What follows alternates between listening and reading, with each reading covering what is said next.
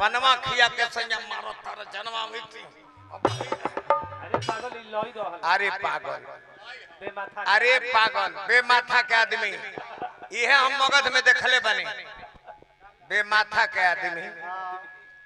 बिना पेड़ के पहाड़ बिना जल के नदी चौक पर 4 गो गधा हर चौक पर जब 4 गो गधा खड़ा रहे हम ये देख के हैरान बनी अरे हम गौनी हाँ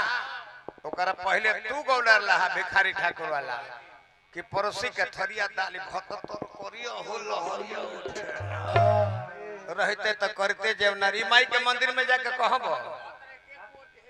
एक कुंवर जी हेजे बाड़ी एजे माई बड़ी एजे माई बड़ी एजे माई बड़ी यही से कहिले न कनी हां कि मगध के हवे बिना माथा के आदमी बिना पेड़ के पहाड़ बिना पानी के नदी होले आ चौक पर 4 गो गधा जरूर भेटे चाहे अरवल चल जा चाहे किंजर चल जा चाहे कुर्था चल जा आ चाहे दाऊदपुर चल जा जहे जेबो वो 4 गो गधा जरूर मिली आ वो गधा हमर के देख के तोहर मजाज जन बात न सने हो गइल बा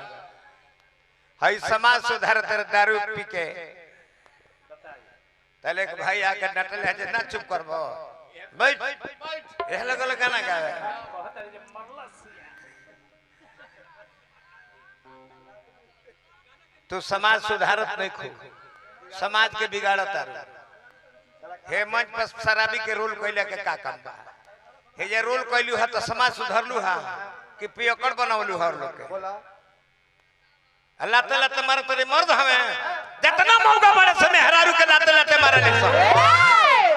मेहरारू मारे के चीज हो कितना मुलायम कर बदन बा कितना सुंदर कर गाल बा कितना सुंदर कर गर्दन बा एकर के लाते लाते मरला मरला हमर काया डहकत रह जाए जाए राजा चूहड़मल मेहरारू के मार दल हो जा आ हेजा मार दल ले ऐसन गैस जे 15 मिनट तक हमने के नाक सुन हो गए ओकर हॉकीज बेकार हो गेल नाने को कथा सुनवले बड़े बड़ी सुंदर कथा सुनवले हां भाई मृत्यु के उत्पत्ति तो मृत्यु के उत्पत्ति के कथा सुनौनी हां ये कहानी महाभारत में लिखल बिया आ ऋग्वेद में भी कहानी बिया जौन सुनवले हां तो मरे वालो तो क्रिया काहे होला अब हमारा से तनी सुन